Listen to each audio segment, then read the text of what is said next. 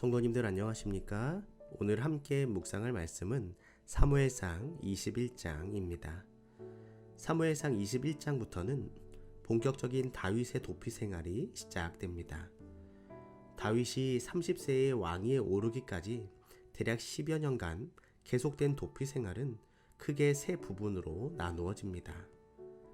제1도피기는 다윗이 자기의 집에서 탈출하면서부터 헤렛 수풀까지이며 목숨을 위하여 도망치기에만 급급했던 시기입니다. 제2도피기는 그일라에서 시작하여 10황무지에 이르는 시기로 다윗이 그의 휘하에 모여든 사람들을 규합하여 세력을 이루고 약간의 여유를 회복한 시기입니다. 그를 추격하던 사울의 목숨을 2번이나 살려주기도 했습니다.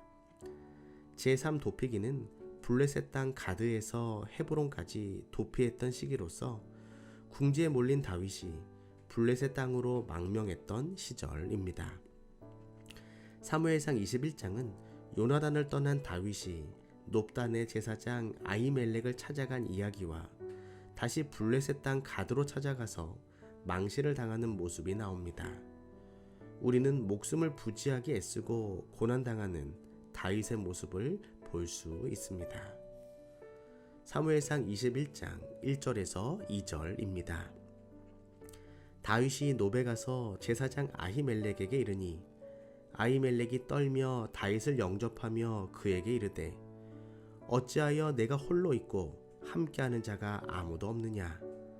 다윗이 제사장 아히멜렉에게 이르되 왕이 내게 이를 명하고 이르시기를 내가 너를 보내는 바 내게 명하는 바 이래 아무 것이라도 사람에게 알게 하지 말라 하시기로 내가 나의 소년들을 여차여차한 곳으로 약정하였나이다. 다윗이 사무엘에게 도망갔다면 덕망 있는 사람의 생명을 위험에 빠뜨리게 될 것이었습니다. 기브아에 있는 집으로 돌아간다면 아내의 죽음을 초래할지도 모르는 일이었습니다.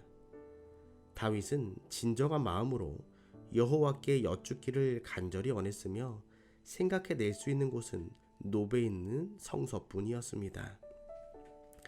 제사장들은 블레셋과의 전쟁으로 법궤를 빼앗기고 성막이 있던 실로가 파괴되자 성막을 옮겨 놉 땅으로 피신하였고 아히멜렉이 대제사장으로 봉사하고 있었습니다.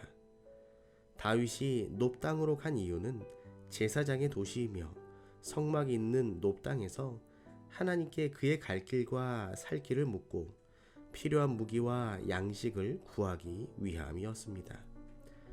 제사장 아히멜렉은 혼자 찾아온 다윗의 얼굴에 근심과 공포가 어려 있었고 왕의 사이인 그가 혼자 찾아온 것을 보고 아히멜렉은 무언가 잘못되었음을 알아챘고 불안해졌습니다. 다윗은 자기가 왕의 은밀한 명령을 받고 온 것처럼 거짓을 말했습니다. 더군다나 왕의 신하인 도액이 그 자리에 있었기 때문에 사실을 말할 수 없었습니다. 다윗은 당황했고 도움을 받으면서 제사장을 보호하는 길은 아히멜렉에게 그가 온 이유를 모르게 하는 방법밖에 없다고 생각했습니다. 다윗이 자신의 행동에 대한 구실로 무지를 내세울 수 없었지만 하나님은 그를 버리지 않았습니다. 만약 다윗이 모든 사태를 알고 있었던 사무엘에게 갔다면 상황은 아마 더 나았을 것입니다. 하나님께서는 어려움에서 벗어나게 할 수 있는 수많은 방법이 있으셨습니다.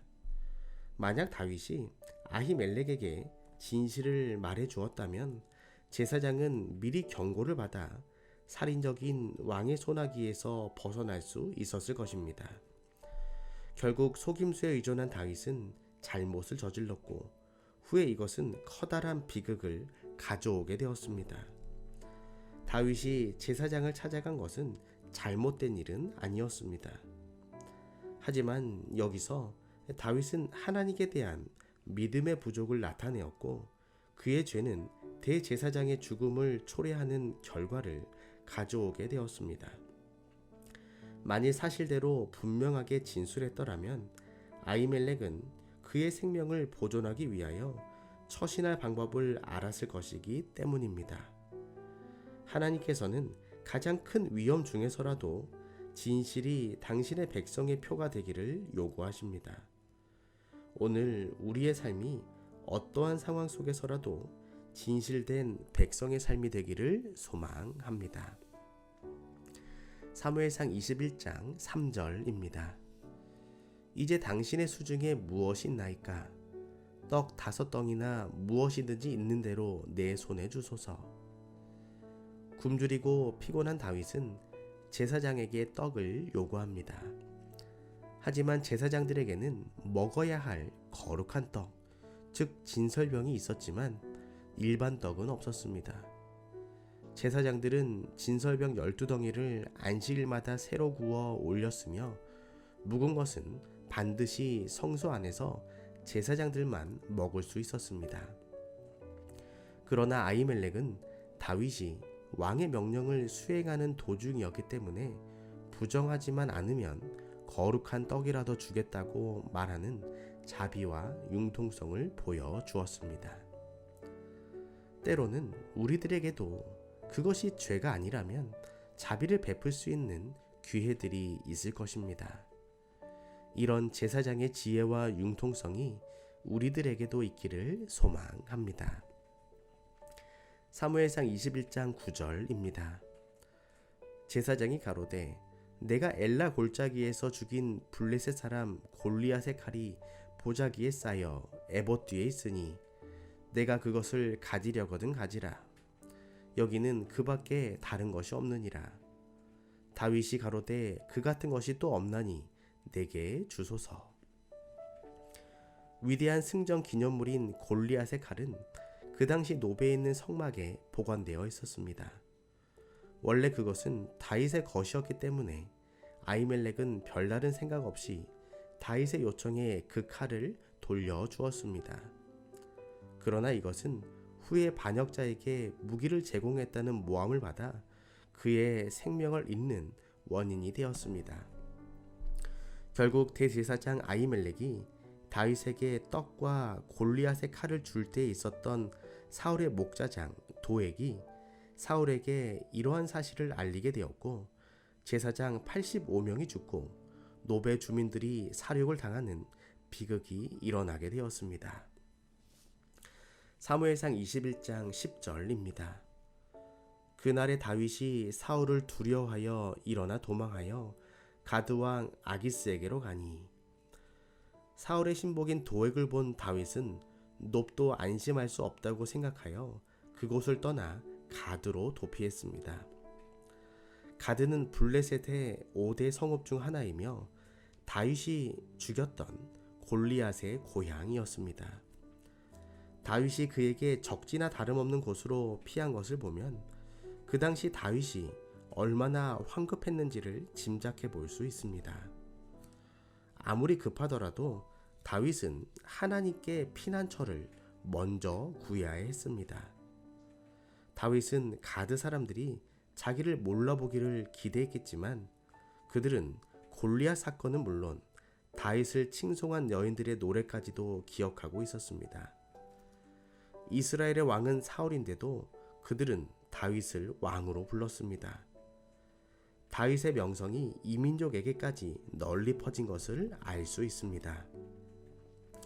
결국 다윗은 위기를 벗어나기 위하여 미친 채 하며 추태까지 부리게 되었습니다. 하나님의 은혜를 그렇게도 많이 입은 다윗답지 못한 행동이었습니다. 우리는 하나님을 떠나 해결책을 찾게 되면 점점 공경의 수렁에 빠지게 됨을 알게 됩니다. 하나님의 손을 떠나서는 피난처가 없다는 사실을 기억하시고 우리의 피난처 되시는 하나님과 동행하시는 하루가 되기를 소망합니다. 오늘은 황병현 집사님 가정을 위하여 기도합니다. 사랑의 하나님, 황병현 집사님과 늘 함께하여 주시고 때때로 힘든 상황에 처하게 될 때 인간적인 생각보다 하나님의 말씀을 앞세우며 하나님의 보호의 날개 아래 피할 길을 허락하여 주시옵소서. 무엇보다 피난처 되시는 하나님께서 집사님의 인생을 보호하여 주시옵소서. 황일인 장로님과 최성숙 집사님, 황성경 모든 가족들의 삶이 하나님 안에 형통할 수 있도록 복을 허락하여 주시옵소서. 사랑의 예수님의 이름으로 기도합니다.